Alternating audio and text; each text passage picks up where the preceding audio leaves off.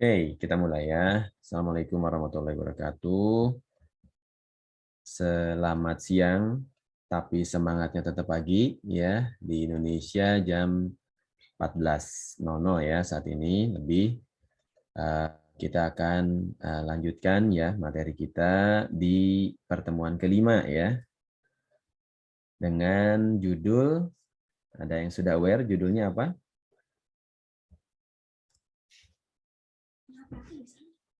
Judulnya adalah evolusi ya, evolusi dari financial services ya, seperti itu. Kita akan banyak bicara finansial teknologi ya sebagai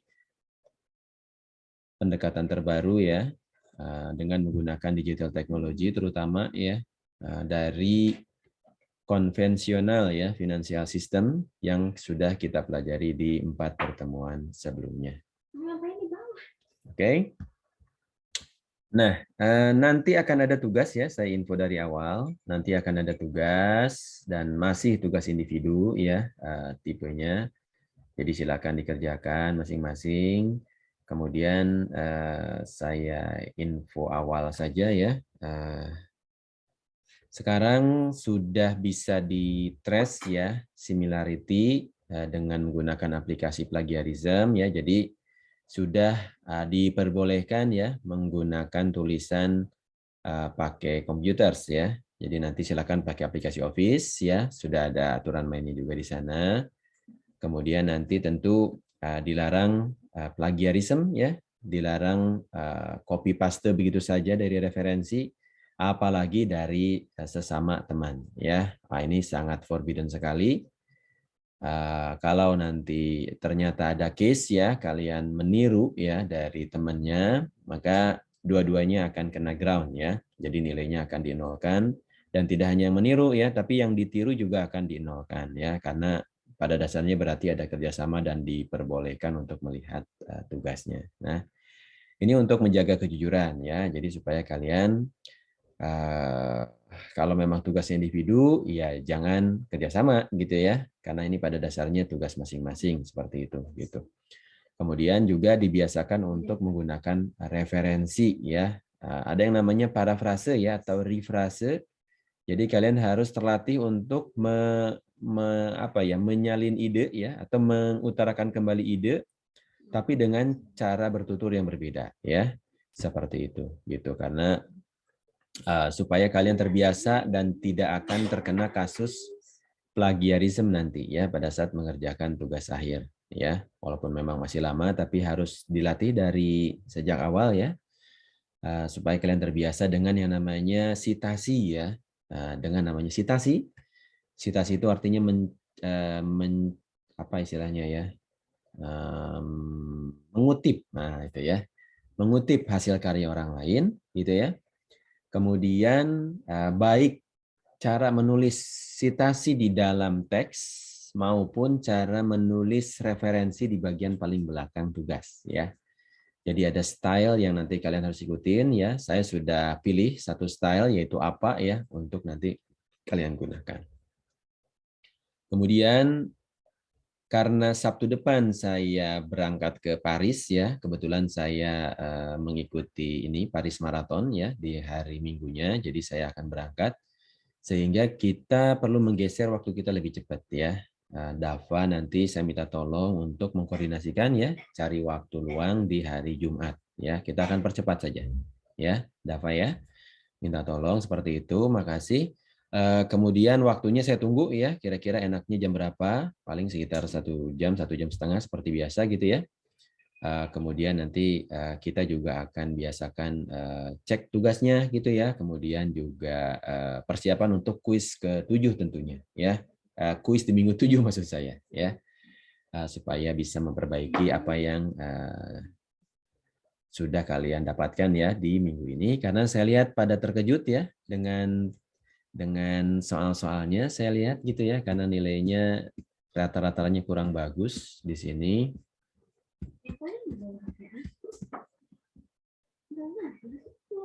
Walaupun ya tetap ada yang sangat siap ya. Jadi ini range-nya luar biasa ya dari nilai hampir 100 ya sampai ke nilai yang sangat tidak siap dengan kuis ini, ada nilai yang di bawah 20 ya. Jadi ada nilai 13 nih ya.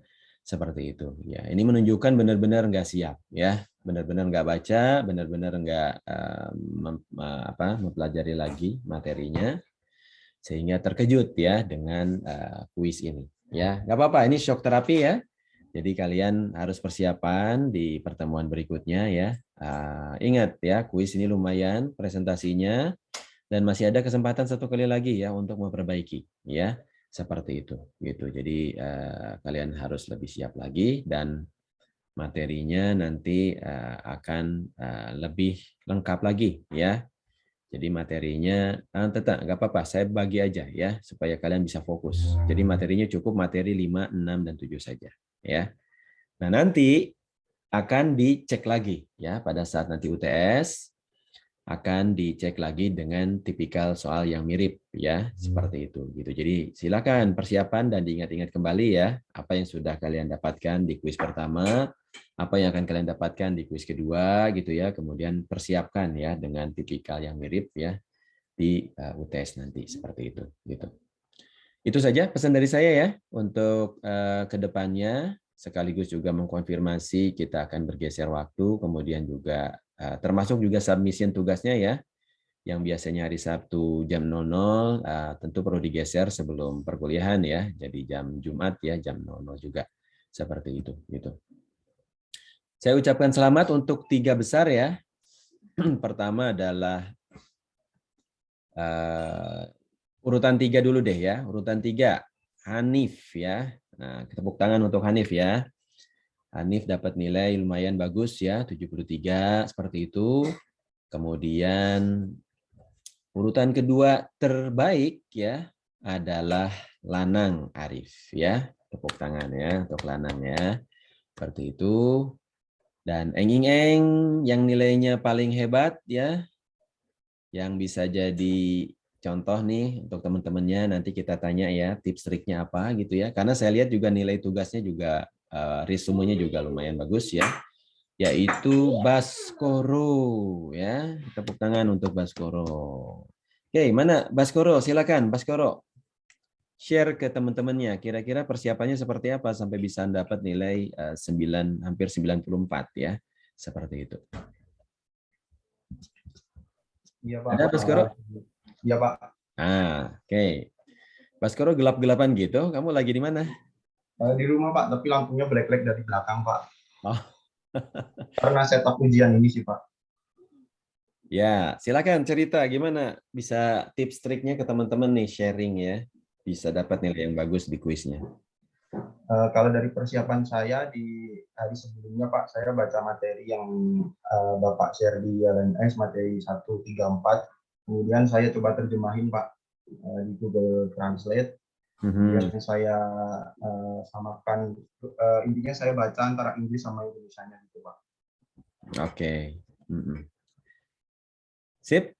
Baskoro, makasih. Lanang gimana Lanang? Ayo share juga Lanang, gimana bisa dapat nilai bagus juga nih, 8 hampir 87 nih. Lanang ini juga banyak aktif di forum nih ya. Makasih Lanang ya. Jadi baca slide materi Pak. Slide ya. Dipahamin ulang ya. Ya. Oke. Terakhir nih kita mention Hanif ya, Hanif Abian. Silakan Hanif. Ada Hanif? Ada Pak. Gimana Hanif? Kalau saya sih sama ya baca materi, sama kalau ngerjain soal itu lihat soalnya, kalau misalnya biasanya ada kayak kata kuncinya gitu. Oke. Kalau misalnya soal sama jawabannya sama, biasanya jawabannya benar. Oke. Jadi ada ini ya, ada tipikal ya, pola pattern ya yang kamu pelajari ya dari bagaimana pilihan ganda itu disampaikan ya. Jadi tentu ada ininya ya, tentu ada strateginya ya untuk bisa menghadapi pilihan ganda. Karena pasti ada jawaban yang benar gitu ya, dan ada jawaban yang mendekati benar bisa jadi kan gitu ya, dan ada jawaban jebakan bisa jadi ya. Seperti itu. Namanya distraction ya. Seperti itu gitu. Nah, makasih atas sharingnya ya. dari 3 besar, kemudian saya akan lanjut saja ya ke materi. Nanti kita akan coba lihat ya, kalau kalian masih ada kebingungan, saya akan coba analisis ya hasil kuisnya seperti apa, kesalahan menjawabnya banyak di soal berapa, nanti kita coba bahas ya, mudah-mudahan di minggu depan ya sudah ada hasilnya dan kita bisa persiapan lebih lanjut ya untuk menuju ke UTS terutama ya, seperti itu. Karena kalau UTS nanti betul-betul akan serempak ya, dan semua kelas ya, semua kelas seperti itu gitu. Jadi nanti kalian harus benar-benar persiapan karena soalnya akan lebih heboh lagi ya, seperti itu. Walaupun tipikalnya sama ya, mirip ya, seperti itu. Gitu. Oke, ada pertanyaan sebelum dimulai?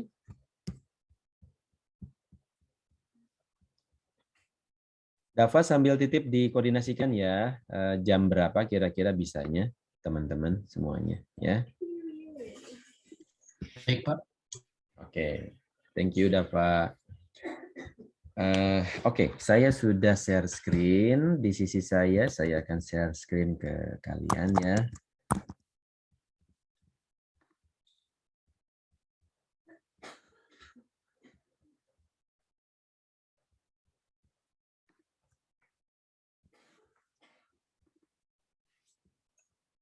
Oke, sudah muncul ya.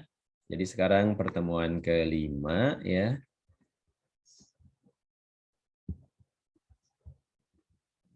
Saya atur dulu ya tampilannya nih. Saya pakai 3 layar nih, makanya sering ke kiri dan ke kanan ya. Seperti itu. Oke. Meetingnya keep on top. Oke. Sip.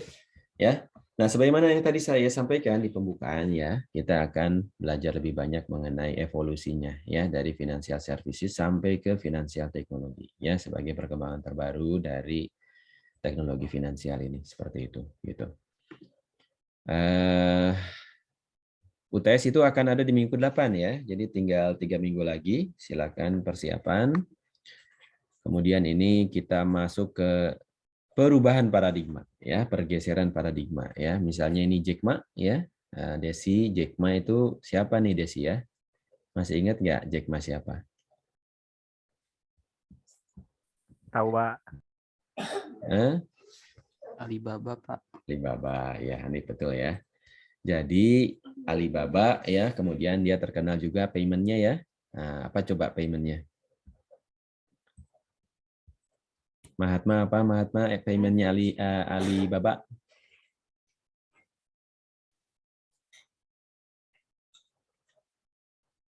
Ada yang bisa bantuin Mahatma? Naufal nih biasanya nih, Naufal yang suka mantengin ini ya, perkembangan terbaru. Apa, Val? Apa ya? PayPal bukan sih, Pak? Tinggal tambahin aja, kalau Alibaba berarti payment-nya Alipay ya. Nah, itu terkenal banget ya. Itu terbesar di Cina ya. Kemudian juga sekarang disainginya oleh WeChat ya. WeChat ya, yang didukung oleh negaranya Cina ya, seperti itu gitu. Nah, dia bilang ya, ada 2 opportunity besar ya di finansial industri ya. Online banking, ini udah jalan ya. Online banking, kemudian semua finansial institusi ya go online ya. Dan ini udah bisa ditebak ya, udah kejadian ya. Dia bikin Alipay sangat maju. Sekarang semua bikin PayPay ya, seperti itu gitu. Fintech dikenalnya ya. Walaupun fintech ada 2 jenis ya, fintech yang mirip bank ya, disebutnya fintech lending ya, fintech yang tugasnya minjem-minjemin uang gitu ya, bisnisnya. Dan fintech yang memang fokusnya ke pembayaran ya, fintech payment. Nah, nanti kalian harus bisa bedakan ya. Nah, dari aplikasi-aplikasi yang biasa kalian gunakan, itu bisa kelihatan ya, yang mana yang e-commerce doang ya. Sekarang sih rata-rata e-commerce juga sekaligus dengan yang lain-lain ya, dengan payment pastinya ya, seperti itu gitu. Kemudian yang memang fokus ke payment ya, mana yang fokus ke lending, bahkan sekarang even ada yang dua-duanya ya, walaupun kolaboratif sifatnya ya. Jadi kalian harus aware bahwa sekarang zaman digital era itu ya, istilah yang sangat terkenal adalah cross collaborations ya. Jadi saling kolaborasi satu sama lain ya, even antara kompetitor ya. Jadi jangan heran ya ketika ada bank, ketika ada asuransi, ya, mereka nyata-nyata tersaingi ya oleh namanya digital technology based ya company, digital bond company ya, startup. Baik itu fintech lending ya, fintech payment, insurtech misalnya ya untuk insurance. Tapi ternyata ya pada kasus-kasus tertentu mereka malah berkolaborasi satu sama lain gitu ya. Nah, inilah dia ya. Jadi ini satu fenomena ya di digital era di mana even dengan kompetitor pun kita bisa kerjasama pada ini tertentu gitu ya, pada area tertentu seperti itu gitu. Ini salah satu ciri khas ya. Kemudian dia bilang juga led by outsiders ya. Nah, outsiders ini ya fintech tadi sebetulnya ya. Fintech ini kan ya bukan bank ya, dia tidak punya izin banking gitu, tetapi dia bisa beroperasi seperti bank gitu ya, dengan regulasi yang lebih spesifik untuk dia gitu ya. Nah, nanti kalian salah satu tugasnya juga mencoba mendalami ya perbedaan regulasi yang mengatur di antara keduanya ya. Sampai kalian nanti bisa coba identifikasi ya, kenapa kok yang satu bisa jadi lebih cepat ya dalam mendeliver services dibanding yang lain gitu ya. Nah, itu juga ada kaitan erat dengan bagaimana environment-nya diatur untuk dia gitu ya dengan adanya regulasi. Dan satu hal lagi bahwa regulasi ini juga konteksnya bisa negara ya dan bisa region ya dan bisa worldwide juga seperti itu. Tapi utamanya sih negara ya karena antar negara bisa berlaku undang-undang yang berbeda ya dan peraturan turunannya yang berbeda ya. Sehingga kalian harus aware ya, kenapa di Indonesia kok begini ya, kenapa di negara lain kok bisa berbeda kasusnya gitu ya. Nah, bisa jadi seperti itu atau bahkan konteksnya regional gitu ya. Misalnya dengan diterapkannya GDPR ya, data protection policy ya di data privacy policy di Eropa misalnya. Itu ternyata juga walaupun berlakunya di Eropa tapi ternyata pengaruhnya nyampe juga ke kita gitu ya. Kenapa? Karena pada dasarnya kita berkolaborasi kan gitu ya. Nah, ketika kita berkolaborasi, bersentuhan, bertransaksi satu sama lain, pasti minimal ada peraturan dari sana yang harus diadopsi juga di sini, gitu ya. Kenapa? Karena kita bertransaksi dengan mereka, gitu. Ya, makanya harus buka mata ya, buka wawasan karena sekarang zamannya open ya, borderless ya dengan adanya digital era ini, gitu ya. Orang bilang kan 4.0 ya. Jadi bukan hanya buzzword semata ya, karena apa? Karena orang semakin banyak pakai ini ya, gadget ya. Penetrasi internet itu sudah 70% di Indonesia gitu ya. Bahkan pengguna gadget itu sudah diprediksi akan jauh lebih besar dibanding jumlah orang yang ada di dunia ya. Orang yang ada di dunia sekarang berapa miliar? Raihan.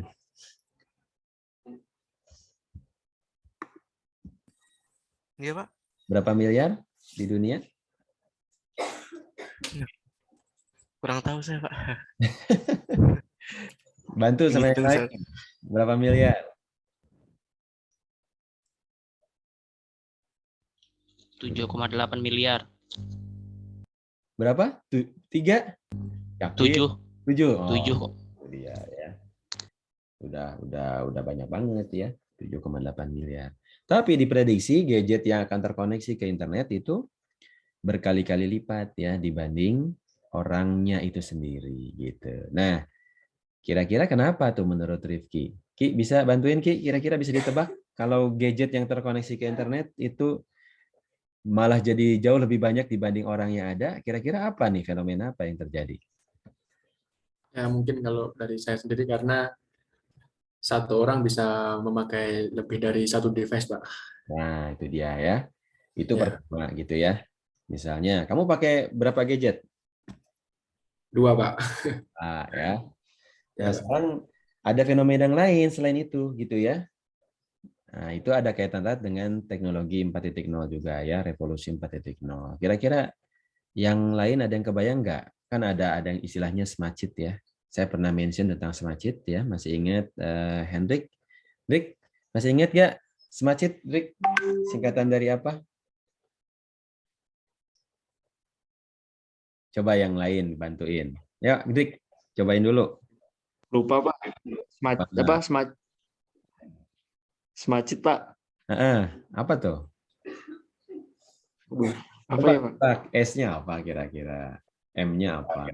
A-nya apa? C, I, T. Udah dibantu sama Ci aja, Suci. Ci, gimana Ci? Menurutmu Ci? Ya, Pak. Ya, smart sheet itu udah ketahuan ininya, abbreviation-nya apa? Belum tahu Pak saya. Saya pengen coba kali Pak. Ya, silakan. Ya Pak. Social Mobile Analytic and Cloud bukan Pak? Ya. Social Mobile Analytic Cloud and Internet of Things. Ya, betul sekali. Nah, itu ya penyebab utama kenapa gadget juga berkali-kali lipat nanti terkoneksi ke internet gitu ya. Itu tuh di antara smart sheet itu ada yang mana? Kira-kira yang Apa, mana? Pak? Yang membuat gadgetnya jadi jauh lebih banyak dibanding orangnya. Apakah sosial media, apakah analitik, apakah cloud, atau Internet of Things?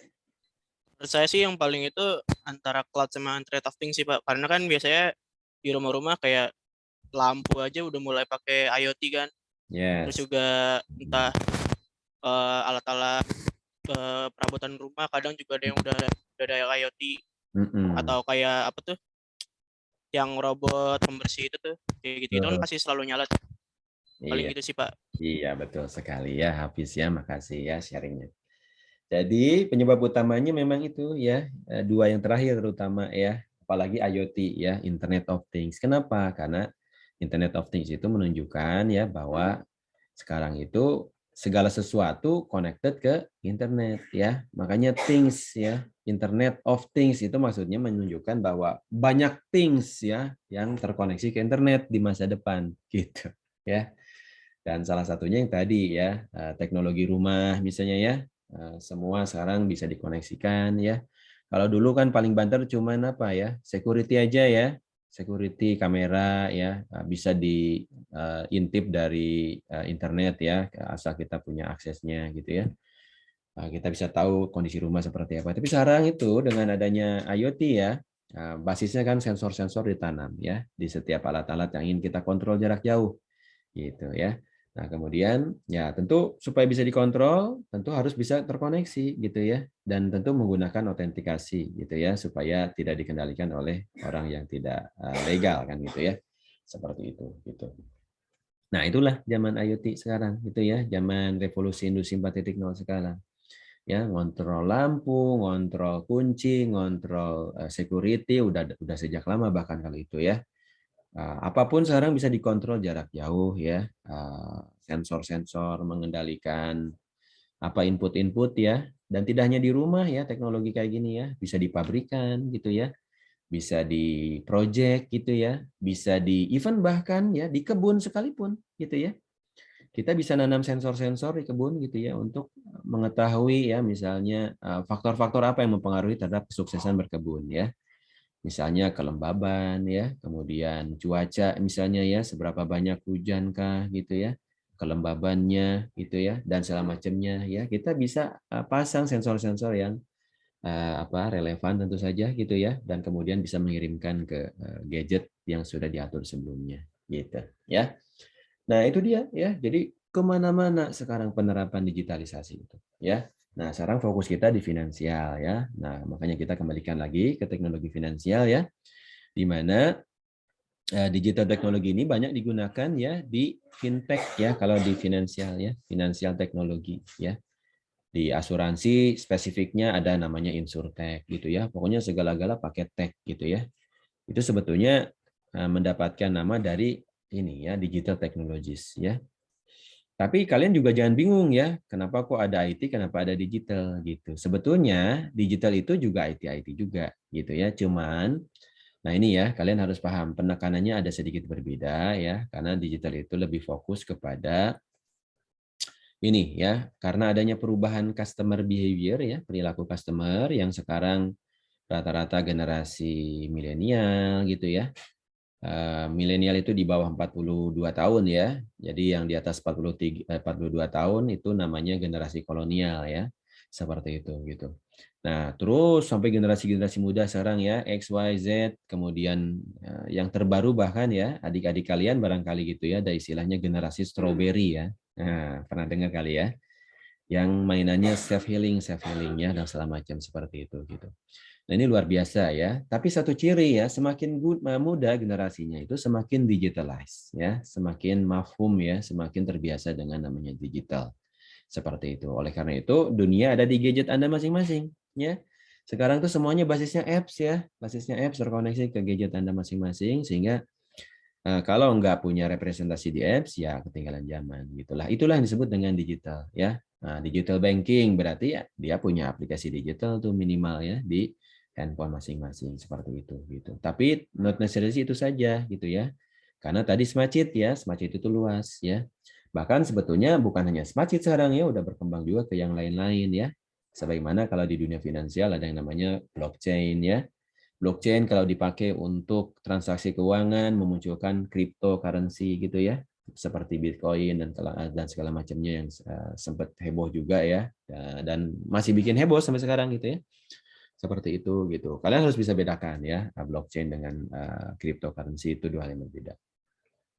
Kemudian juga apa ya, teknologi robotik ya, robotik process automation ya, itu juga lagi heboh juga di dunia finansial ya. Trading kemarin pakai robo ya, robot trading, di mana ada perusahaan-perusahaan yang menyalahgunakan kewenangannya ya. Dia lisensinya apa dari OJK dan Bank Indonesia misalnya ya, OJK terutama ya, karena misalnya robo di pasar saham gitu ya, seperti itu gitu, bertindak sebagai kepanjangan tangan ya, intermediaris yang kita pelajari kemarin, agensi-agensi itu ya. Nah, ternyata dia nggak ada lisensinya gitu ya. Makanya kemarin tuh di Berantas ya, tuh banyak yang ditutup gitu ya. Kasus trading kemarin yang bikin heboh itu. Nah, itu juga salah satu tugas yang perlu kalian telusurin ya. Nah, coba kalian cek pemahaman kalian seperti apa terkait dengan kasus robo tadi, seperti itu gitu. Macam-macam produknya ya, Smart X lah, inilah, itulah gitu ya. Dan rata-rata ya sama, dia mengamati pasar, kemudian dia memiliki formula tertentu yang diciptakan oleh dia ya, algoritma. Nah, kemudian dia memberikan ini ya, decision making ya, decision suggestion gitu ya kepada penggunanya, seperti itu gitu. Kebayang kan dia bisa ngatur ya algoritmanya agar bisa jadi ya ada orang-orang tertentu yang diuntungkan ya dengan transaksi tersebut gitu. Nah, itu kan kemarin terbongkar juga tuh beberapa case ya, ketika aplikasi ini menguntungkan ya orang-orang tertentu ya yang memang tugasnya jadi contoh kesuksesan ya menggunakan robot trading gitu ya. Nah, ini kalian coba telusuri ya, dan coba ceritakan di tugas ini ya, seperti itu gitu. Kemudian ada teknologi kuantum gitu ya, macam-macam deh gitu ya. Sekarang itu udah luar biasa ya perkembangan teknologi. Nah, ini juga diprediksi oleh Bill Gates sebetulnya ya, bahwa dunia membutuhkan banking services. Tidak, dunia itu butuhnya banking services ya, not necessarily bankingnya gitu ya. Jadi ini maksudnya nggak perlu brick and mortar-nya sekarang gitu ya, nggak perlu brick and mortar-nya ya. Makanya susah bergerak ya, incumbent company namanya ya, perusahaan-perusahaan lama yang yang situsnya di mana-mana ya. Contoh lah misalnya perusahaan yang berwarna oranye ya, kalian bisa nebak ya, perusahaan berwarna oranye dia ada di sekitar 5.000 kecamatan di seluruh Indonesia gitu ya, dan dia bergeraknya di bidang logistik gitu ya. Nah, dia berarti outletnya di mana-mana gitu kan ya. Itu hampir di semua kota, hampir di semua kecamatan ada gitu ya. Seperti itu gitu. Nah, ketika dia harus bersaing dengan logistik tapi dia tidak memiliki ini ya, alat-alat transportasi dan segala macam, kan aneh gitu ya. Seperti itu. Sama halnya ketika perusahaan taksi gitu ya, Bluebird misalnya ya, si biru gitu ya, yang harus bersaing ya dengan Gojek ya, Grab dan segala macamnya, seperti itu gitu. Kemudian kalau dalam bidang finansial ya, misalnya ada apa tuh, si hijau ya, si hijau itu si hijau, tadi si kuning, si oranye ya, sekarang si hijau, dan ada si biru, itu rata-rata ada di tiap kecamatan ya. Coba kalian tebak ya. Nah, nanti saya tanya ya salah satu kalian. apa yang dimaksud dengan 3 warna tadi ya. Seperti itu, silakan. Nah, itu kurang lebih ya prediksi dari orang-orang terkenal ya yang sekarang mendapatkan keuntungan luar biasa ya dari digitalisasi ini ya. Seperti itu dan menjadi konglomerat ya. Nah, ini evolusinya ya. Anda lihat nih di sini ya. Dari awal mulanya perusahaan telegraf ya di tahun 1838. Kemudian ada kabel ya, kabel transatlantik ya. Kemudian mulailah muncul ya trading ya, trading berhutang lah segala macam ya di 1800-an seperti itu gitu. Nah, kemudian di 1900-an Anda lihat di sini ya, mulai pakai wire ya. Mulai pakai Fedwire misalnya ya, wire ya, contoh perusahaannya Fedwire, kemudian Diners Club ya, kredit card. Jadi ini ya, jadi kartu-kartu berhutang ini udah cukup lama dari tahun 50 ya. Seperti itu, kemudian pasar saham ya, tahun 60, kemudian telex ya. Nah, tahu nih masih kalian sempat berkenalan nggak dengan teknologi telex ya, telegram, telex ya. Zaman saya masih ada tuh gitu ya. Fax ya, zaman saya masih ada. Sekarang mungkin udah jarang banget yang pakai ya fax ya. Sekarang kan rata-rata sudah pakai over the top ya, OTT ya. Aplikasi-aplikasi WhatsApp paling banyak dipakai di Indonesia gitu ya. Seperti itu gitu. Nah, itu contohnya ya. Itu contoh digitalisasi. Kemudian tuh ATM tuh ya, ATM tahun 67 ya. Kemudian ada clearing house ya, kaitannya dengan bank sentral biasanya ya. Kemudian ada Nasdaq dan SWIFT, ini jaringan internasional untuk ini ya, transaksi ya, yang memfasilitasi kartu kredit kan ini ya. Kemudian juga tidak hanya kartu kredit sih ya, kartu debit internasional juga. Kemudian brokerage ya, banking online, shopping online itu udah lama ya, dari tahun 80-an ternyata. Dan kalau kalian coba lacak ya, komputerisasi itu juga sudah mulai sejak generasi 3.0 ya, di tahun 70-80-an, di mana sudah ada desktop ya pertama kalinya ya, dan itu saya alamin betul di tahun 80 ya, di tahun 80 di mana saya pertama kali menggunakan komputer yang namanya XT ya. XT itu sangat desktop ya, besar ya, kemudian kapasitasnya sangat kecil dan sistem operasinya sangat sederhana ya, cuman layar hitam pakai DOS ya. Disk operating system ya, disket bentuknya, masukin booting ya dalam layar hitam seperti command line interface, seperti kalian lagi coding ya, seperti itu gitu. Nah, itu zaman dulu komputer ya. Main gamenya juga sangat sederhana ya. Saya masih ingat dulu game yang terkenal namanya Digger ya. Jadi suara doang natitut gitu ya. Atau Pac-Man gitu kan, itu juga permainan lama ya, seperti itu gitu. Jadi ya permainannya sangat sederhana seperti itu. Nah, kemudian terjadilah Black Monday ya. Nah, silakan ditelusurin ya itu apa Black Monday ya di tahun 87. Kemudian muncullah fintech di tahun 93. Jadi udah lama juga ya fintech ya. Fintech termnya muncul, kemudian muncul konsorsiumnya ya. Dan di tahun 98 ya mayoritas bank sudah punya ini ya internet banking ya, seperti itu.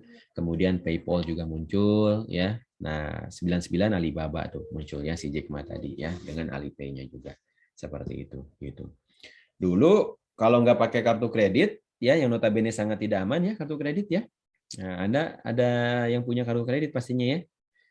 Nah, sangat ini rentan banget ya Vincent ya, kartu kredit itu kenapa kira-kira Vincent?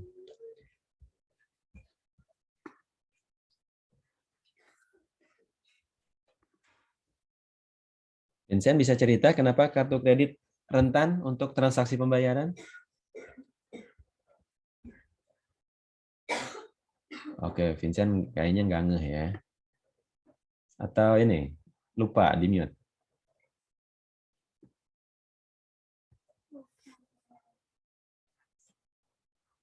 Zafran, coba bantuin Zafran. Bantuin Vincent. Kenapa transaksi pertanyaan apa tadi?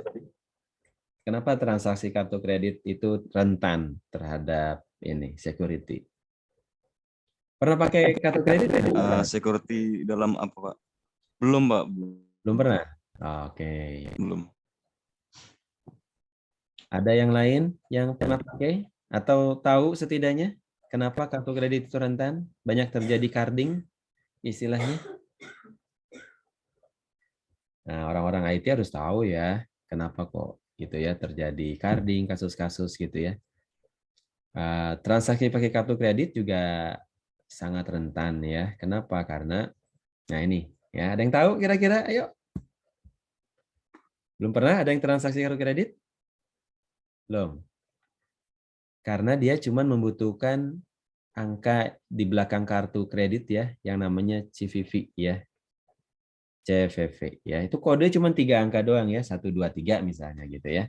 Seperti itu. Jadi selain nomor kartu ya, selain nama, cuma dibutuhkan cuma dibutuhkan kode itu untuk transaksi. Bahkan ya di beberapa situs tidak pakai CVV gitu ya. Jadi ya sangat rentan banget terjadi proses ini ya, transaksi ilegal. Ini banyak sekali terjadi ya. Nah, sekitar 10 tahun yang lalu lah ya, Indonesia itu terkenal dengan carding ya, kejahatan carding, di mana banyak orang yang memiliki ini ya database gelap ya. Isinya itu daftar kartu kredit orang lain ya. Nama yang tertera di kartu kredit, kemudian juga nomor kartu kreditnya lengkap gitu ya. Kemudian ditambah dengan itu ya, kode sensitif yang 3 angka tadi. Seperti itu gitu. Dengan berbekal itu ya, kemudian belanja ya secara internet gitu ya. Kemudian itulah yang disebut sebagai carding crime gitu ya. Seperti itu gitu. Nah, tentu ini sudah banyak berkurang ya dengan adanya transaksi digital yang sudah kalian biasa lakukan sekarang ya. Seperti itu. Tapi kartu kredit masih hidup sampai sekarang ya. Sampai sekarang saya masih transaksi kartu kredit ya. Kalau transaksinya memang belum terfasilitasi oleh digital services gitu ya, digital banking seperti itu. Sempat terbantu ya dengan PayPal ya. PayPal itu mirip kayak kita punya akun ya oleh intermediary kayak PayPal namanya gitu ya. Kemudian dia yang akan membantu membayarkan gitu ya, tapi dia menjamin dengan cara yang mirip sebetulnya ya. Kartu kredit kita ditransaksikan dulu di PayPal ya, kemudian kita sepakati ya bahwa setiap kali nanti ada transaksi maka akan dibebankan ke kartu kredit kita gitu ya. Seperti itu gitu. Tapi ya di situ artinya ada penggelembungan ini ya, maksudnya ada fee pastinya gitu ya. Karena si PayPal ini lumayan dia mengambil keuntungan dari terjadinya ini ya transaksi jual beli di sana gitu ya. Terutama juga selisih kursnya itu lumayan ya. Karena kalau kita transaksi di luar negeri ya dengan kurs yang berbeda, maka kelebihan kurs ini menjadi keuntungan ya dari si pihak yang mentransaksikan ya. Misalnya kalau kita transaksi langsung pakai kartu banknya gitu ya, maka bank tersebut yang akan mendapatkan keuntungan transaksi kurs ya. Seperti itu gitu. Kalau kita lewatkan ke PayPal gitu ya, maka jadinya kedua belah pihak ya mendapatkan untung, bank yang dipakai kartu kreditnya, kemudian PayPal-nya sendiri ya yang juga dia ngambil fee ya dari setiap transaksi ya. Seperti itu. Tapi itu masih lebih mending ya dibanding kalau kalian membayar langsung pakai ini ya transfer gitu. Karena yang paling mahal biaya servis untuk transaksi adalah transfer ya. Jadi kayak mengirimkan uang ke bank luar negeri gitu ya. Seperti itu tuh biaya bisa ratusan ribu ya sekali transaksi gitu. Ya, bayangkan kalau kalian cuma pakai PayPal lah misalnya ya. PayPal ngambil berapa puluh ribu kali gitu ya. Skalanya nggak sampai ratus ribu kalau transaksi berjuta-juta gitu ya. Bayangin kalau transaksinya miliaran gitu ya, pasti akan jauh lebih banyak lagi walaupun itu konteksnya beda lagi ya karena perusahaan biasanya kalau udah angkanya besar banget. Seperti itu. Tapi sekarang kan gitu ya dengan adanya digital ini ya, digital payment gitu ya. Itu dengan mudah gitu ya. Kadang-kadang cuma nempel berbekal nomor handphone ya bisa transaksi sekarang gitu ya karena saking dipermudahnya seperti itu. Kemudian zaman sekarang nih yang hijau ya, finansial krisis terjadi di 2008 ya, kemudian ada kasus-kasus seperti Wealthfront ya dan M-Pesa, silakan nanti dicek lebih lanjut ya. Kemudian juga memunculkan yang lain-lain ya, Square misalnya Apple Pay ya dan Samsung Pay dan juga PayPay yang lain lah gitu ya, ngikutin si Alipay tadi. Seperti itu gitu. Oke, itu ya evolusinya. Kemudian intinya ini percepatannya luar biasa ya. Percepatannya luar biasa. Nah, Anda bandingkan ya, yang tadinya tradisional ya, dibandingkan dengan yang kanan ya, yang sudah pakai pendekatan finansial teknologi ya. Seperti itu. Tadinya bank driven banget ya. Nah, yang kanan ini bank driven itu berarti ini ya, sangat dipengaruhi oleh si yang bikin services gitu ya.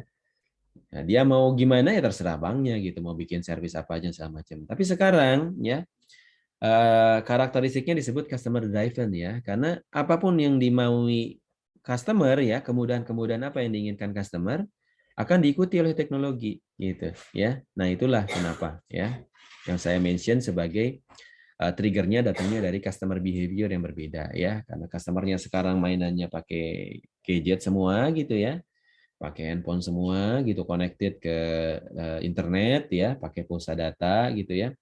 Sehingga segala sesuatu yang nempel ke gadget jadi prioritas dari si customer gitu ya.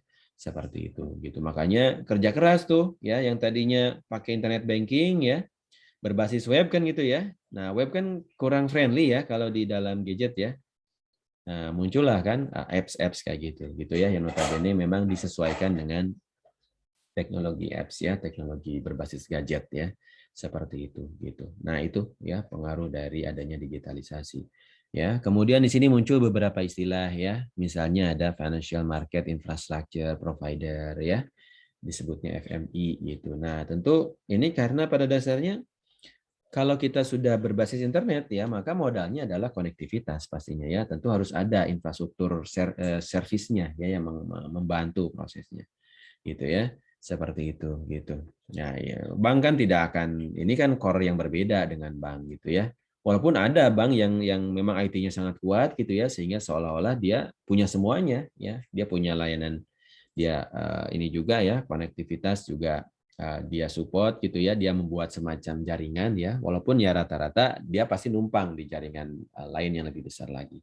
Seperti itu ya. Contohlah kayak jaringan ATM ya. Nah, sebelum ada digitalisasi kan ATM ini sangat terkenal banget gitu ya. Modalnya kan pakai kartu. Seperti itu gitu. Ada 2 jaringan ATM terkenal di Indonesia ya. Nah, silakan. Niluh Putu nih kira-kira masih ingat nggak? Ada kartu ATM kan ya?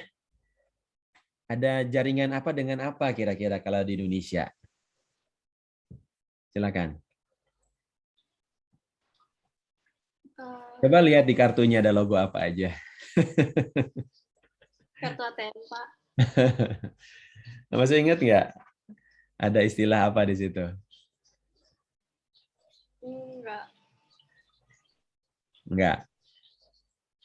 Ya, kalau yang lain silakan. Ada yang ingat? Bisa, Pak. Bisa, misalnya ya. Itu internasional ya. Mastercard.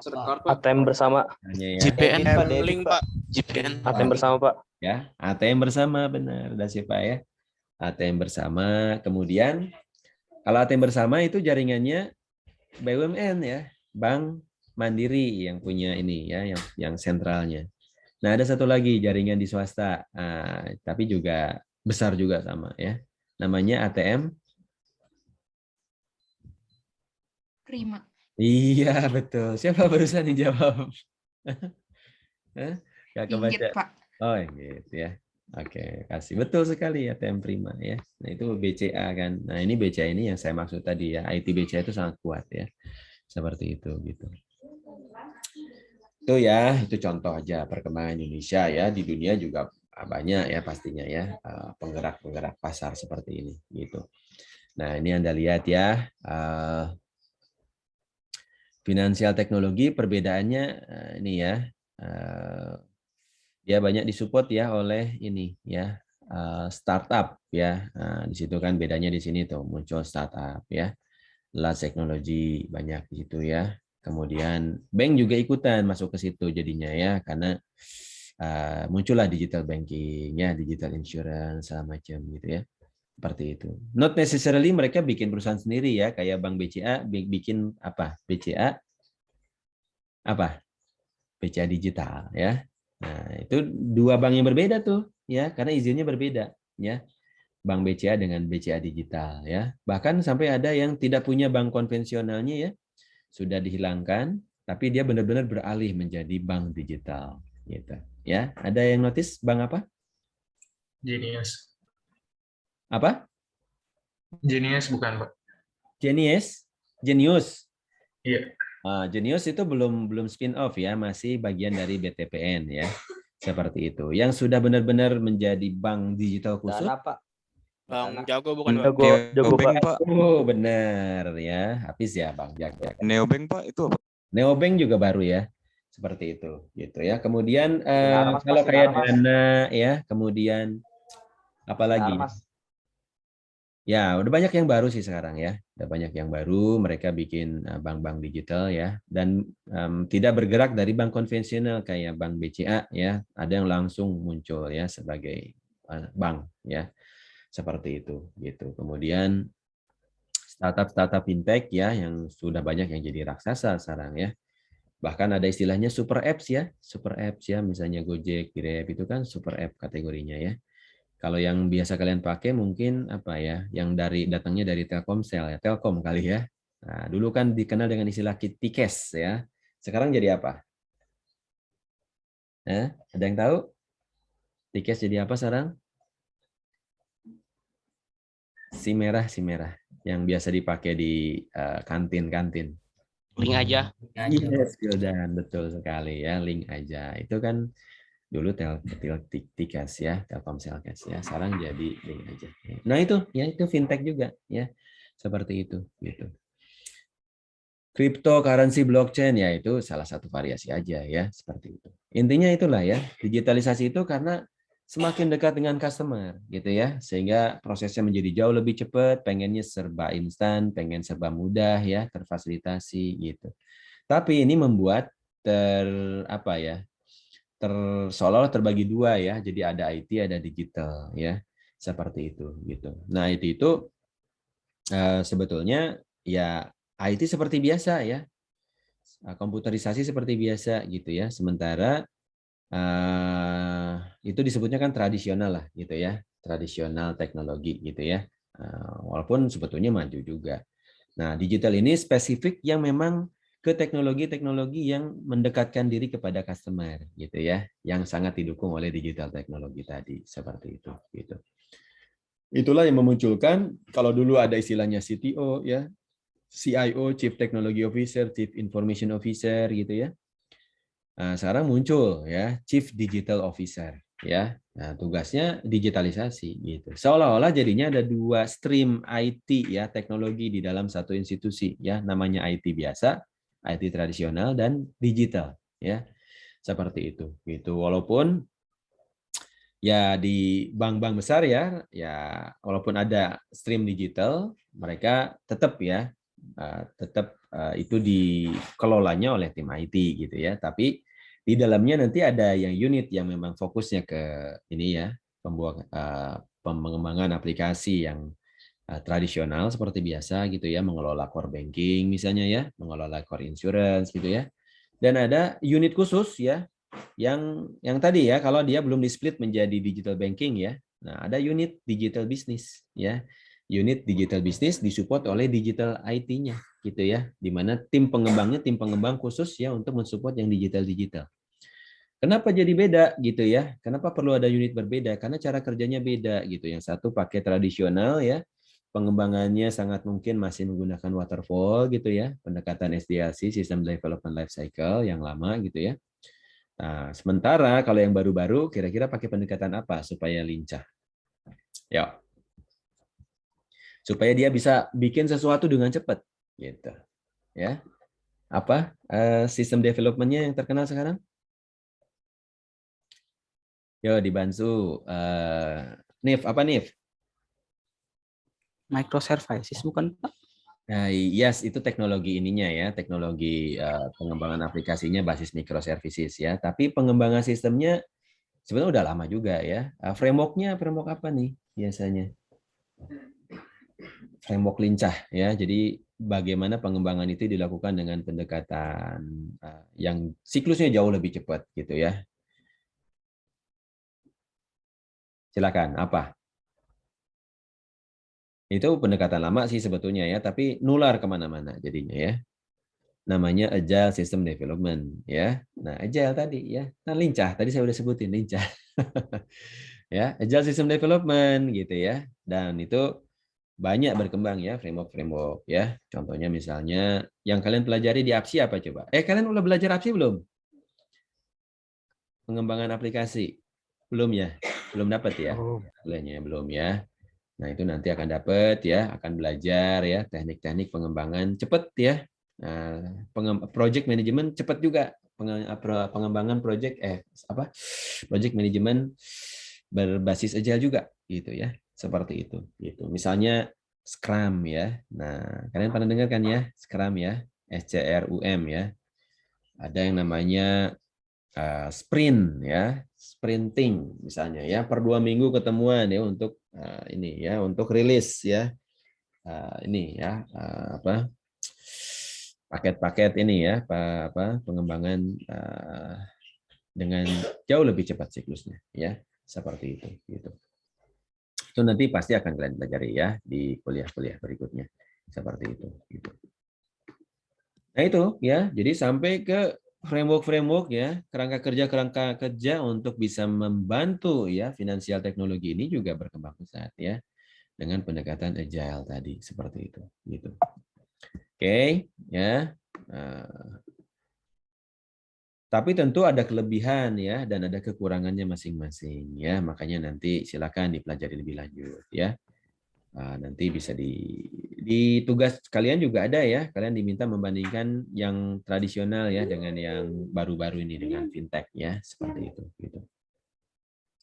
Nah, kemudian payment transaction ya, tipe-tipe transaksinya misalnya ada cash ya, itu udah obsolete banget sebetulnya ya, cash ya. Saya di negara maju saat ini ya, di Swedia, dia inovasi juga top kedua ya di dunia ya. Di sini ada Nobel juga ya, tahu Nobel ya, itu untuk inovasi ya, inovasi terbaru di dunia ya, itu hadiahnya Nobel laureate ya penerimanya, itu juga ada di sini gitu ya. Kemudian ada namanya e-government ya, atau sistem pemerintahan berbasis elektronik ya. Nah di Swedia juga kebetulan termasuk top 10 dunia juga ya, posisinya ranking 6 dunia ya. Artinya benar-benar sudah cashless society ya, even bahkan bisa disebut non cash society ya, seharusnya gitu ya.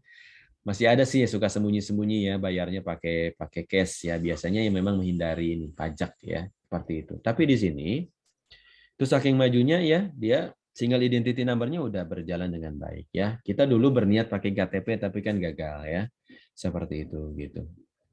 Nah kalau di sini berhasil ya penerapannya single identity number atau SIN ya, dan itu ditempelkannya pada satu kode unik yang dinamakan person number gitu ya.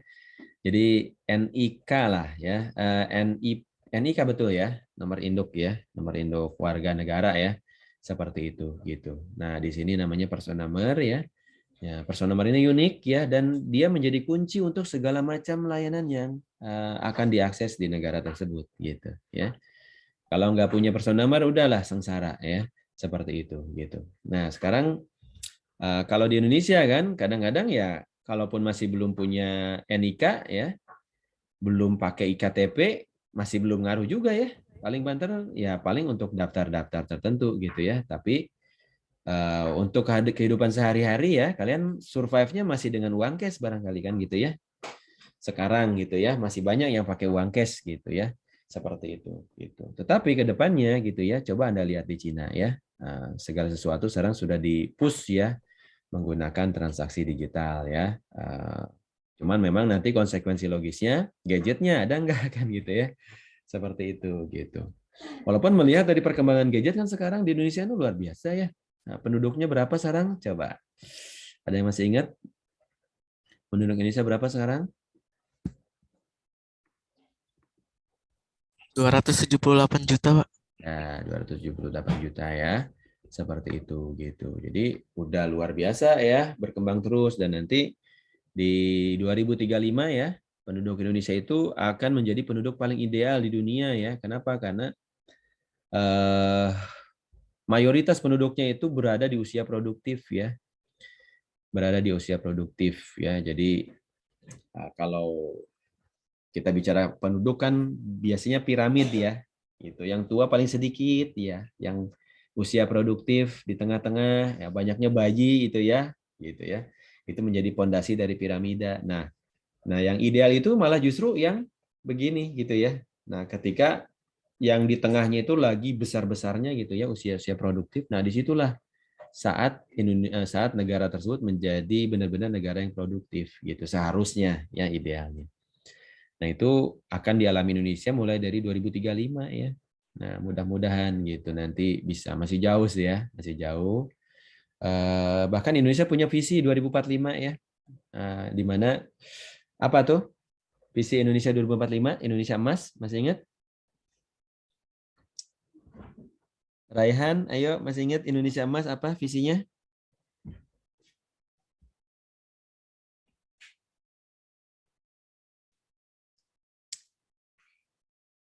Yang lain?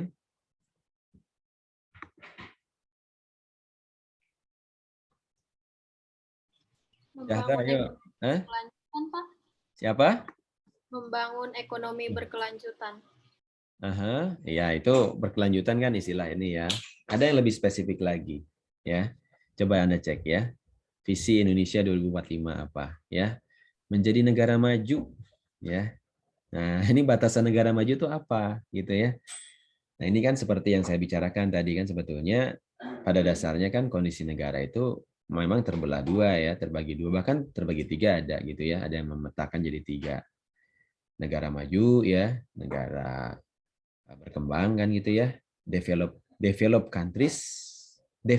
countries seperti Indonesia gitu ya, dan ada yang bahkan underdeveloped ya, banyaknya di Afrika ya underdeveloped countries ya seperti itu gitu. Tapi rata-rata sih minimal dibagi jadi dua lah biar nggak nyebutin underdeveloped countries gitu ya, seperti itu negara terbelakang ya, negara miskin seperti itu gitu. Nah itu ya diharapkan Indonesia bisa jadi negara maju. Bahkan ya muncul terminologi baru ya, even di negara maju pun ada negara yang sangat maju gitu ya, seperti itu gitu. Nah salah satunya ya dalam konteks teknologi di negara-negara Nordik ya, Finlandia, Swedia misalnya, negara-negara besar di Eropa ya, misalnya British, Jerman ya, UK ya, Jerman misalnya, Prancis itu juga termasuk ya di situ gitu. Nah, karena Eropa juga tidak merata ya. Eropa Barat kan termasuk yang maju, ya Eropa Timur yang lagi perang sekarang termasuk yang agak ketinggalan ya. Seperti itu gitu. Oke ya.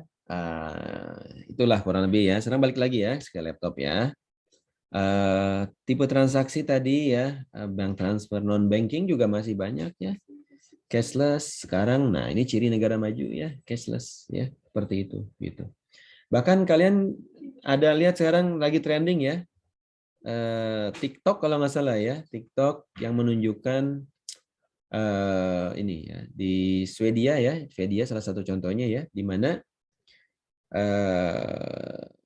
identitas tadi itu sudah ditanam ke dalam chip ya, dan chip kecil ukuran setengah senti gitu ya, setengah sampai 1 senti kayak kapsul gitu, kemudian ditanam di badan gitu ya.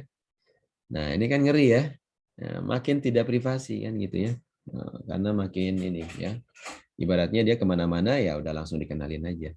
Gitu ya, seperti itu. Tapi memang saking transparannya ya, susah untuk berkorupsi di sini. Ini di Swedia ini salah satu negara yang paling kecil korupsinya ya.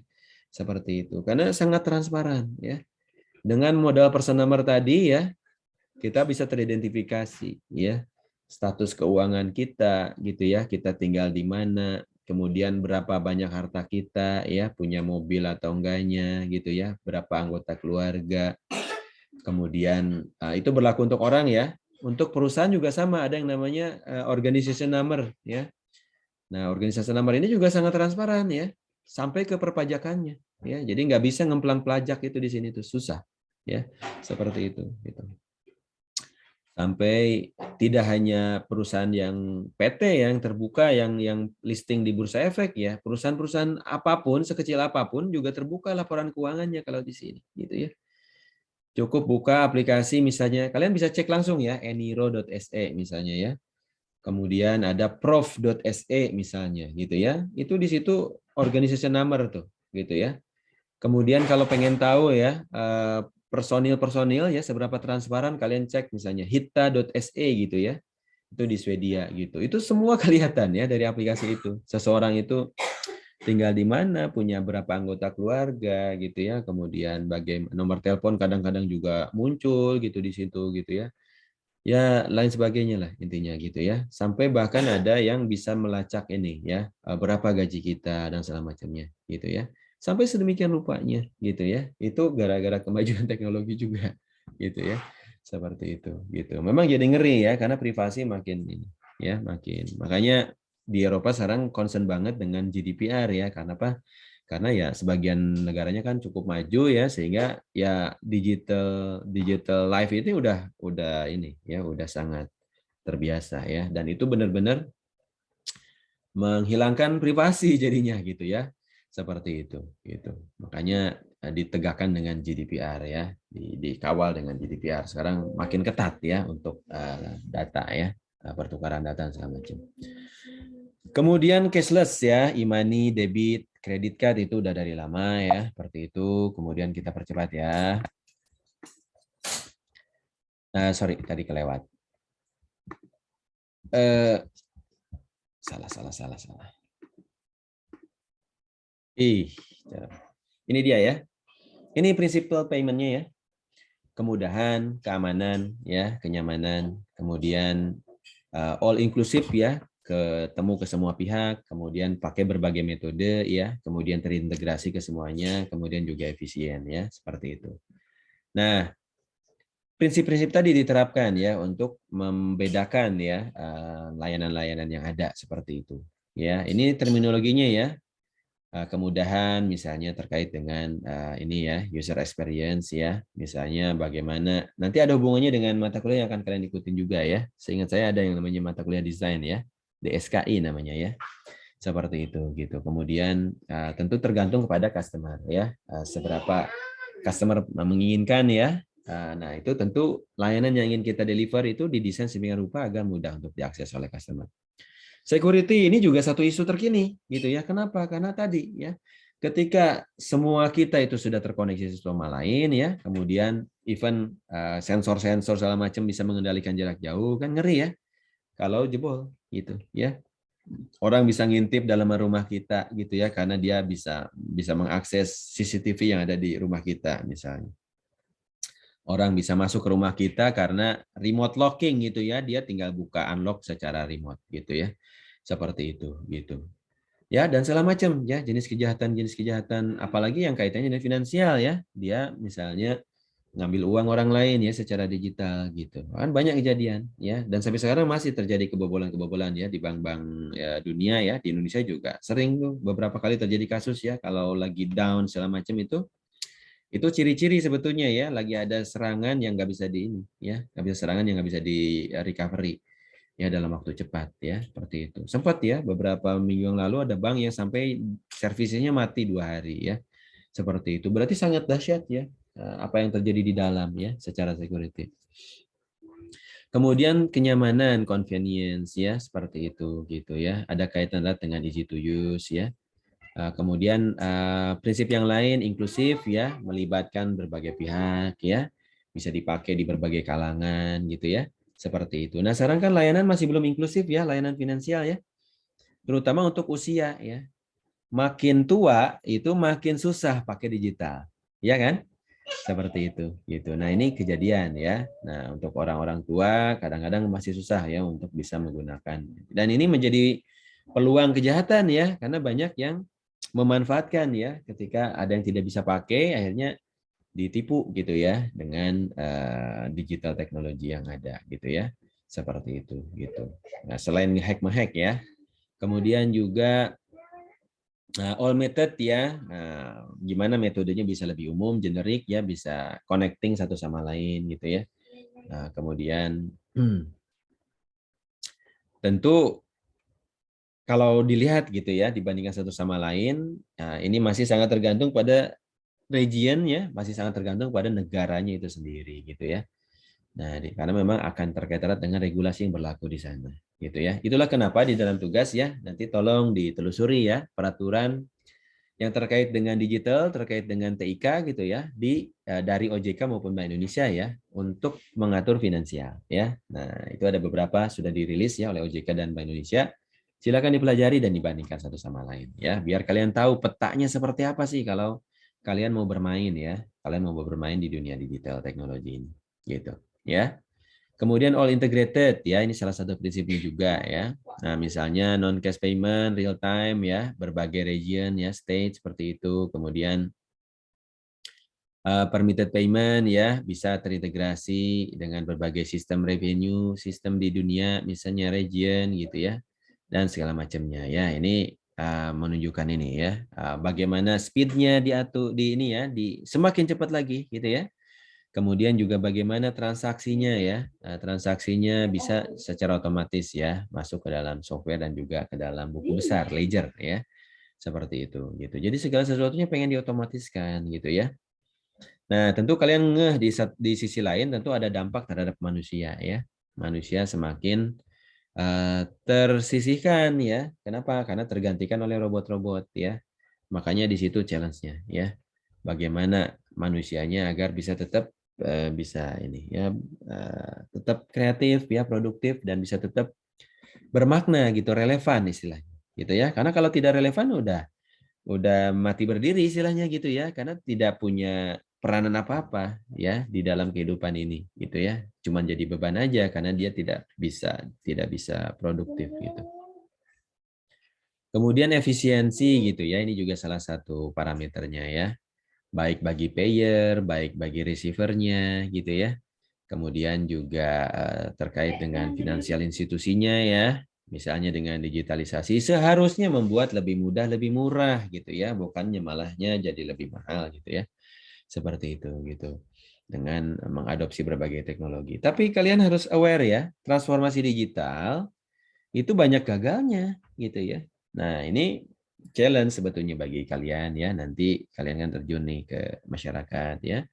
Bagaimana bisa meminimalisir ya terjadinya kegagalan transformasi digital ini ya. Seperti itu gitu. Atau ada yang bahkan gagal dari segi bisnis model ya, belum bergerak ke digital udah ketinggalan dia ya. Contoh lah misalnya ya yang sangat terkenal sering dijadikan kasus ya, misalnya Kodak gitu ya. Nah, zaman saya Kodak itu terkenal banget ya, dia perusahaan ini ya, perusahaan apa? Teknologi fotografi dan segala macam gitu ya. Seperti itu gitu. Tapi sekarang coba Anda kenal nggak Kodak ya? Udah almarhum ya. Udah nggak ketahuan lagi rimbanya di mana gitu ya. Xerox misalnya ya, dulu terkenal banget ya. Sekarang apa ya? Dia udah kehilangan core-nya ya. Seperti itu. Paling mesin fotokopi gitu ya, segala macam gitu. Banyak ya, banyak perusahaan-perusahaan yang tenggelam ya gara-gara tidak mampu beradaptasi terhadap digitalisasi. Ini case tadi ya, QRIS nih ya, QRIS kan di Indonesia ya, seperti itu gitu.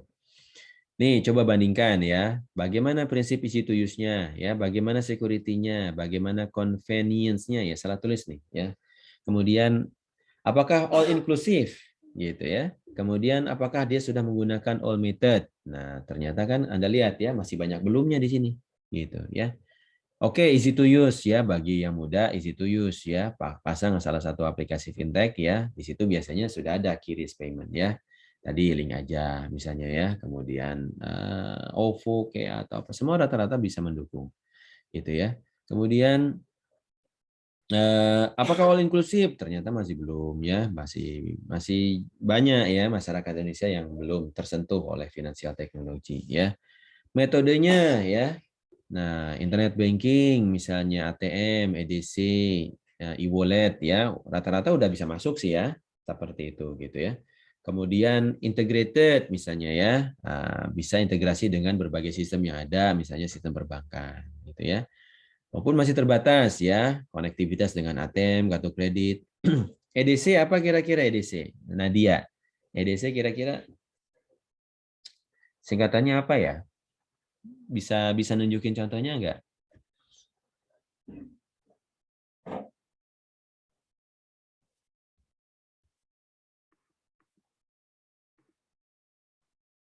Gimana Nadia?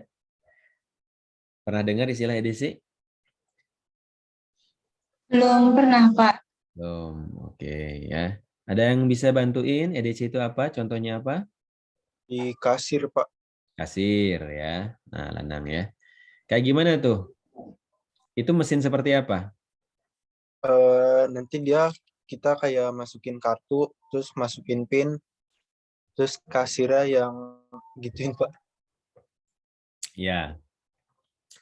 Nah itu ya, itu namanya mesin EDC ya, Electronic Data ini ya. Apa sih capture atau apa gitu ya, C-nya ya, seperti itu. Nah di Indonesia kan gitu cara kerjanya ya.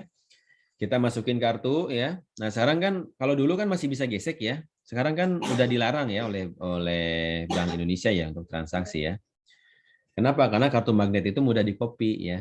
Seperti itu datanya sehingga mudah digandakan gitu. Nah, sekarang udah diwajibkan semua pakai chip ya.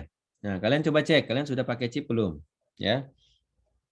Rata-rata kartu kita itu kartu debit ya, kartu kredit itu sudah pakai chip ya. Nah, karena kita transaksinya pakai chip seperti itu. Nah, ini nanti dia kalau mau dipakai bayar ya, itu masukin chipnya gitu ya, kemudian jalankan ya seperti itu gitu transaksinya. Dan biasanya dibantu ya oleh ini ya, oleh kasir gitu ya, seperti itu gitu. Nah, kalau mau dibandingkan dengan yang di Sweden gitu ya, yang saya tahu ya, dan juga di beberapa negara seperti Korea Selatan misalnya dan semacamnya gitu ya, yang memang e-government-nya sudah bagus gitu ya.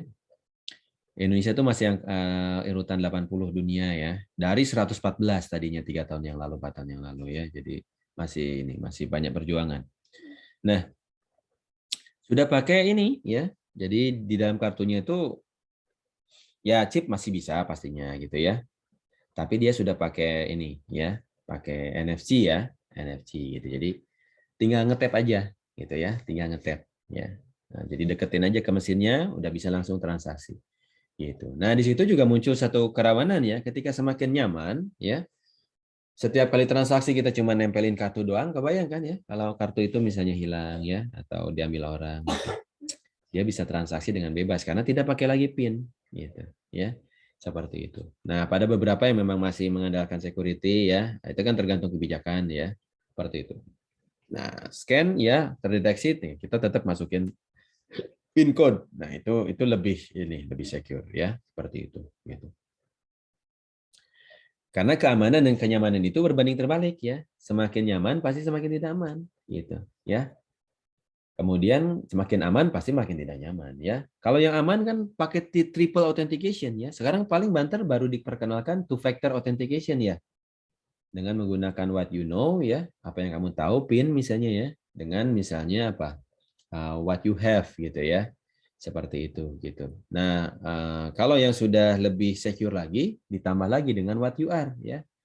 Misalnya kalau kalian mau masuk ke laptop ya, mau masuk ke handphone, sekarang standarnya udah pakai apa? Fingerprint, Pak. Fingerprint, betul ya. Nah, itu what you are ya. Kombinasikan what you are ya dengan what you know dengan what you have, udah itu udah paling klop gitu ya. Tapi ya orang kan cenderung pengen mudah. Akhirnya sekarang banyak dijembatani ya. Ya udah jadinya saling replace gitu ya. Tadinya harus pakai PIN karena pengen lebih mudah, ya udah ganti aja pakai fingerprint gitu ya. Seperti itu gitu. Sehingga kalau mau transaksi fingerprint ya, transaksi fingerprint. Oke ya, itu contoh ya. Kemudian more efficient ya, tentu ya siapa yang sekarang kapan terakhir kali ke bank deh? Saya mau tanya ya. Dava, kapan terakhir kali ke bank, Dava? Sudah lama banget, Pak. Kayaknya bulan lalu atau nggak beberapa bulan yang lalu. Oke ya. Nah, kalau masih hitungannya bulan lalu ya, itu masih sebetulnya masih sering ke bank berarti gitu ya. Seperti itu gitu. Saya boleh dibilang ya, udah bertahun-tahun nggak ke bank ya, selain memang ini ya. Jadi pas buka aja gitu ya, pas buka akunnya aja. Bahkan sekarang ya, kalian mungkin aware ya, buka rekening bank itu tidak perlu datang ke banknya, ya? Ya nggak? Ada yang pernah ini pengalaman nyoba buka rekening tanpa harus ke bank? Ya, itu di digital banking udah gitu ya sekarang. Nah, kalau nggak salah BCA juga gitu ya, kalau ngelihat ya, seperti itu. Jadi cuman modalnya ini ya, identitas berarti ya. Nah, cuman di sisi lain di Indonesia itu identitas kan ada masalah ya. Kenapa? Karena IKTP kita kan ini ya banyak bocor gitu ya, data-data sensitifnya gitu ya, sehingga belum bisa dipegang gitu sebagai single identity number ya. Seperti itu suatu kendala sih ya yang memang nanti harus ini terus diperbaiki gitu ya. seperti itu. Gitu. Oke ya. Karena akan semakin efisien ya, makin berbasis teknologi seharusnya akan makin efisien. Tapi di sisi lain membuat juga jadi apa ya, diskriminasi juga sih gitu ya. Kenapa? Karena yang tidak bisa mengikuti digital gitu ya, akhirnya jadi terpinggirkan gitu ya, terpinggirkan. Itu susah jadinya ya. Kan ini digital teknologi itu terpaksa juga dipaksa karena COVID kemarin sempat ya, pandemi 3 tahun, sekarang sih sudah bubar pandeminya ya. Seperti itu gitu. Nah, dipaksa oleh pandemi ya sehingga mainannya sekarang pakai teknologi ya sekarang gitu. Walaupun sudah diminta untuk kembali ke kantor ya, masih sedikit ya yang balik ke kantor gitu ya, seperti itu. Memang masih transisi sih sekarang ya, karena sejak Omikron ini kan sangat ringan ya gejala-gejalanya, tapi masih ada COVID-nya ya, seperti itu. Nanti kan akan dianggap flu biasa saja gitu ya, seperti dulu Spanish flu dan segala macam ya tahun 1900 berapa. Oke, itu ya. Kemudian ini satu blok ini aja, financial system environment ya. Seperti itu. Misalnya bagaimana akademia support ya, bagaimana perusahaan-perusahaan super support ya, bagaimana bankingnya support ya, kemudian juga perusahaan-perusahaan development juga di sana ya support ya, dan trader-trader ya, Anda lihat di sini ada juga gitu ya. Kemudian ya ini keterkaitan satu sama lain lah ya, seperti itu. Mungkin sekarang nggak terlalu kelihatan maknanya ya. Tapi nanti kalau kalian sudah masuk ke penelitian ya, nah kalian akan bermodalkan mengendalikan hal seperti ini, gitu ya. Oke ya, nah sekarang Anda bandingkan ya antara financial service ya, antara banking ya dengan insurance nih. Ya, ini contoh untuk insurance ya, bagaimana better product design ya sama marketing ini menjadi hal utama gitu ya. Kemudian bagaimana risk assessment-nya perlu lebih akurat ya. Proses underwriting ya. Underwriting itu menilai risiko ya dari produk yang diberikan kepada orang ya. Karena insurance kan jualan risiko sebetulnya ya. Kemudian bagaimana pricing-nya dikaitkan dengan itu gitu ya. Kemudian bagaimana komitmen ya kepada customer diperkuat ya. Karena segala sesuatu sekarang benar-benar yang diutamakan customer gimana gitu ya. Karena kalau nggak gitu ya dengan mudah customer itu pindah ke layanan yang lain kan gitu ya. Karena sekarang segala sesuatu di depan handphone sih ya. Tinggal diklik ya, pilihannya banyak ya. Kalau misalnya GoPay nggak bisa bayar ya pakai OVO kan gitu ya, pakai link aja, pakai apa gitu, pakai apa. Baru nanti terakhir kalau nggak bisa bayar juga pakai bank transfer misalnya ya. Sudah sangat banyak ya pilihan-pilihan alternatif ya digital teknologi ya untuk bisa membayar misalnya ya, transaksi. Nah ini konteksnya insurance berarti ini ya proses bisnis asuransi nempel ya ke orang-orang. Kemudian klaimnya juga jadi jauh lebih cepat ya. Dulu misalnya butuh waktu untuk membuktikan bahwa klaim itu benar ya, bisa berhari-hari gitu ya. Sekarang itu bisa jauh lebih cepat gitu ya. Dalam beberapa jam kejadian aja misalnya bisa langsung diganti gitu ya. Karena apa? Karena data itu sudah terkoleksi ya secara konstan gitu ya. Karena dibantu oleh gadget tadi misalnya ya, selalu terpantau misalnya seperti itu. Ya itu tadi ya. Cuma di sisi lain kan privasi kita semakin berkurang ya. Kenapa? Karena semakin terkoneksinya satu sama lain ya, sehingga kadang-kadang ada nggak izin gitu ya untuk memantau data kita gitu ya. Anda sembarangan masang aplikasi itu rentan banget sebetulnya karena dia kadang-kadang minta akses yang tidak seharusnya gitu ya, seperti itu. Nah kalau banking memanfaatkan data analitik ya, dia misalnya untuk ini ya customer targeting ya, kemudian bagaimana risk assessment ya, kemudian bagaimana untuk produktivitas ditingkatkan dan decision making gitu ya. Nah, sebetulnya di insurance juga kepake gitu ya. Kemudian bisnis opportunities terbuka ya. Karena semakin open ya, orang bisa ini kapan aja, even bikin rekening pun bisa di internet gitu ya, seperti itu. Kemudian digital banking siapa lagi ya, semua ada di sana seperti itu.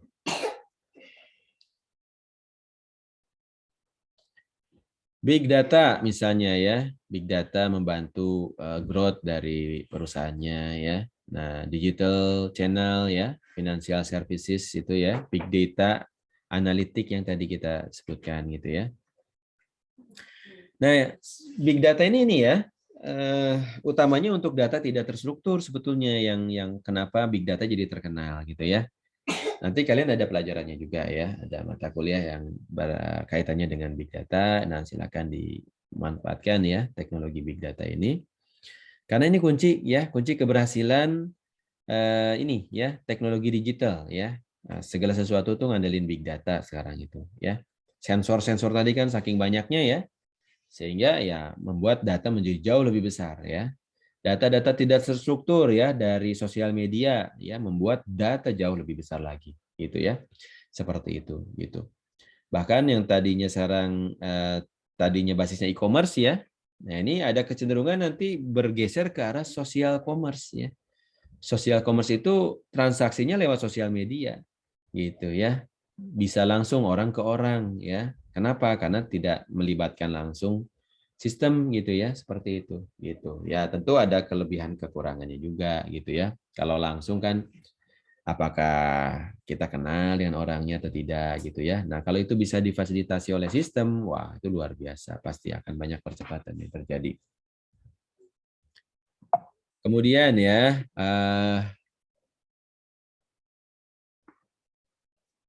nah ini beberapa kelebihan ya dari big data ya. Ada retensi customer ya, karena kita jadi tahu ya kesukaannya customer apa gitu ya, sehingga nggak ditawarin pun ditawarin gitu ya, karena dia tahu ya apa kesukaan kita, kegemaran kita gitu ya.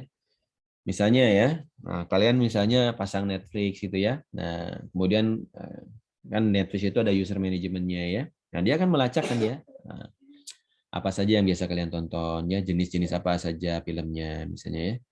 Nah, berdasarkan kesukaan kalian itu nanti dia akan merekomendasikan gitu ya. Ini film nih, ada film baru nih. Ini cocok nih karena Anda nonton ini, maka Anda sepertinya akan suka nih dengan yang ini gitu ya. Kemudian misalnya di ini ya, di Google, di Facebook misalnya ya. Nah, dia kan terus mengamati kita ya. Seperti itu. Bahkan di tengah raya dia juga ini menyadap kita ya. Karena kita nggak melakukan transaksi apapun misalnya ya, tapi kok dia tiba-tiba tahu apa yang kita bicarakan gitu ya, dan dia menawarkan itu di dalam iklannya dia gitu kan, ngeri ya. Nah ini kaitan erat dengan privasi tadi gitu ya.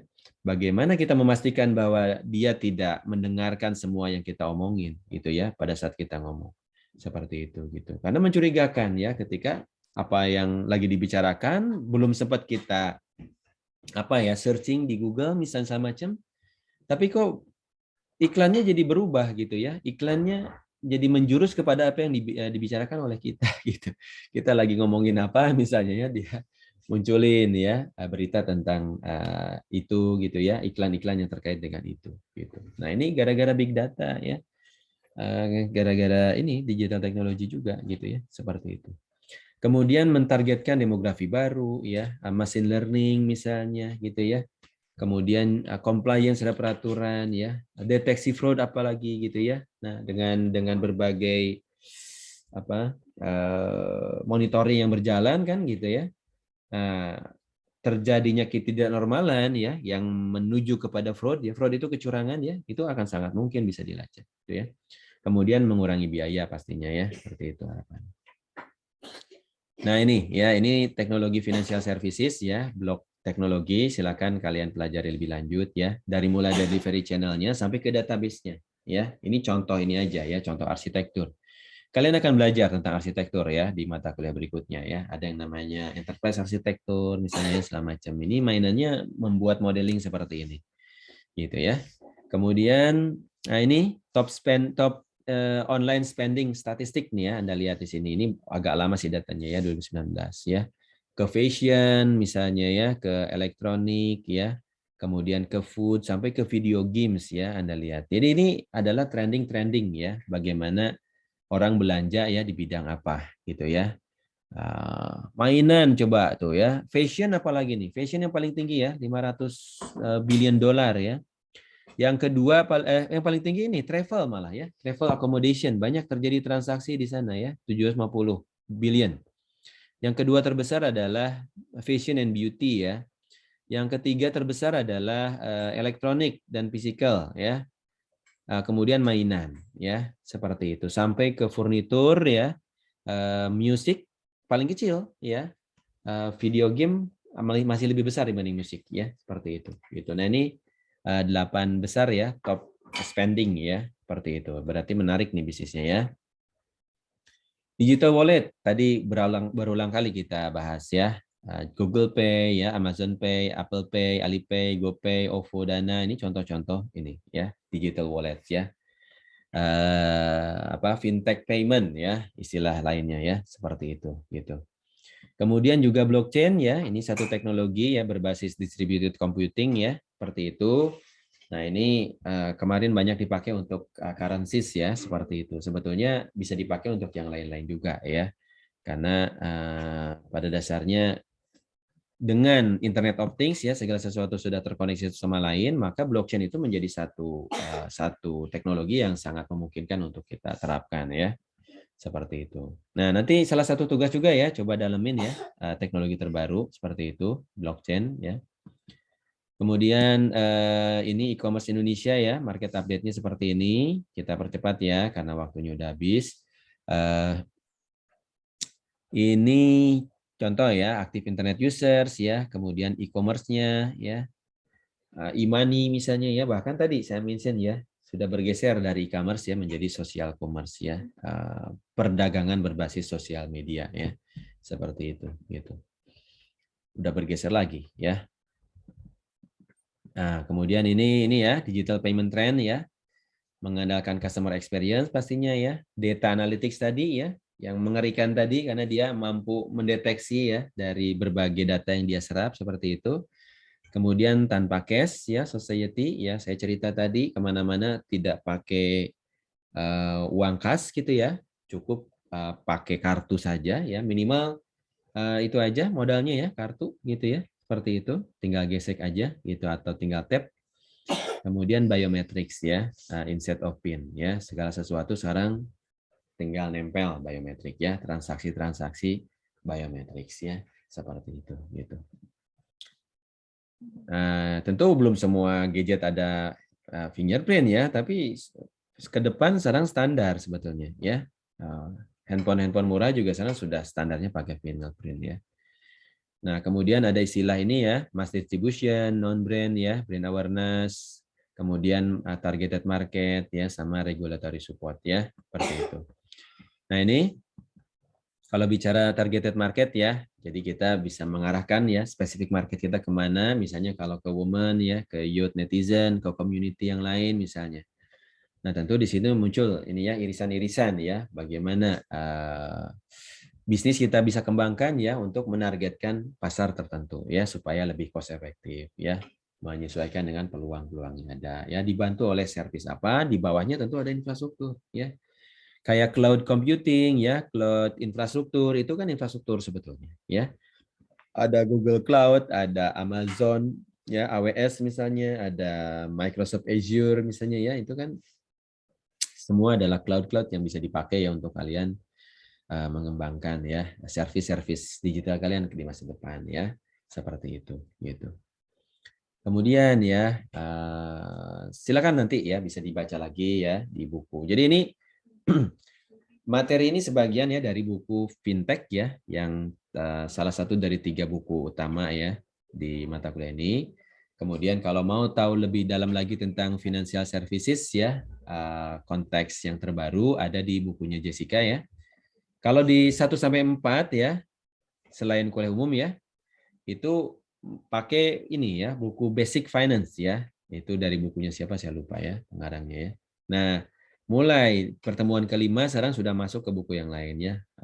Fintech ya, Financial Service Information System dari Jessica gitu ya. Ini semua. Gitu ya. Evolution ini judulnya kan ada ya. Evolution itu dari ini ya, dari buku fintech tadi. Oke, ya itu kurang lebih ya. Dan ini tugasnya ya. Silakan. Ya, nanti saya masukin ke ini ya. Silakan dipersiapkan ya. Nanti saya masukkan juga ke LMS ya. Termasuk juga materinya, termasuk juga rekamannya ya. Seperti itu. Gitu.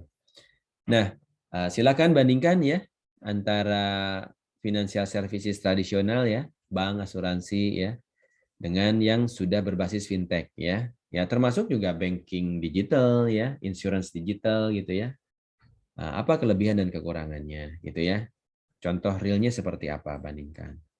Kemudian silakan pelajari ya regulasi terkait ya. TIK dan digital sebetulnya ini ya. TIK dan digital sudah ada beberapa aturan ya. Nah, silakan dibaca dan bandingkan ya. Kemudian kalian juga bisa cek ya ke reviewnya ya, ke website misalnya ya yang membandingkan di antara keduanya. Kira-kira kenapa gitu ya muncul peraturan layanan digital misalnya ya, seperti itu. Kemudian coba pelajari ya teknologi terbaru misalnya blockchain ya. Kemudian bagaimana penerapannya di kripto ya. Kemudian coba cek ya regulasi di luar negeri Indonesia gitu ya. Perbandingannya apa gitu ya. Nah, terakhir ya, coba kalian pelajari ya kasus robot trading kemarin ya. Kenapa sih ya? Kemudian kedepannya baiknya gimana? Gitu. Oke, itu ya. Nah, ini jadi nggak perlu lagi pakai tulisan tangan ya, tapi nanti akan dideteksi pakai software ya. Kalau nanti similarity-nya besar ya, di atas 30% misalnya, nah berarti ngopi dari orang lain ya, ngopi dari referensi. Nggak boleh ya.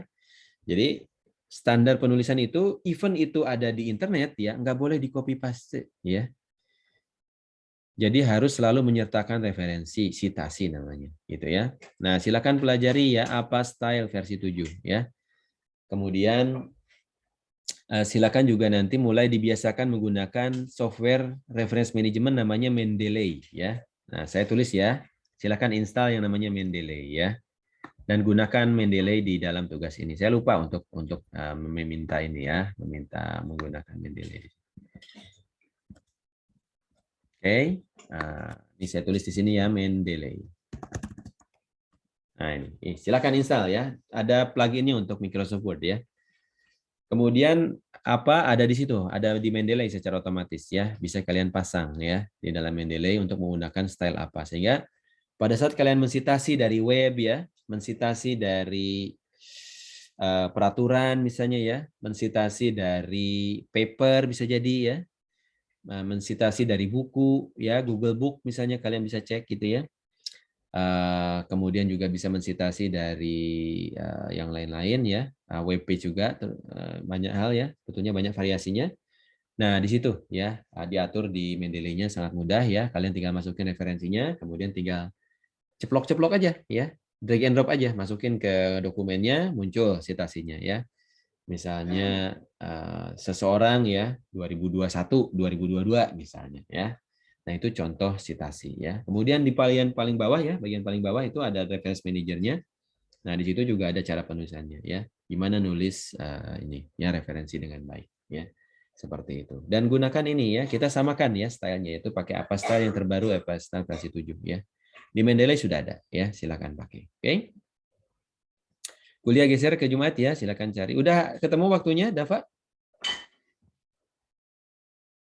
Masih didiskusikan, Pak. Oke, nggak apa-apa ya. Silakan nanti diinfokan aja ya. Karena sayanya nggak bisa ya di hari Sabtunya seperti itu. Oke, sampai di sini silakan. Ada diskusi? Nanti diramein juga ya di forum diskusinya, silakan ya. Ada hal baru terkait dengan ini ya, silakan dibahas di sana. Oke, ya, end of slideshow. Kemudian end of share.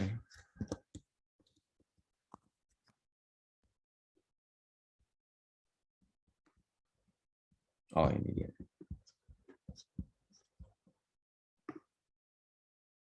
Ada pertanyaan? Atau pertanyaannya jam berapa kita selesai, Pak? Gitu ya. Ya, kita udah selesai ya.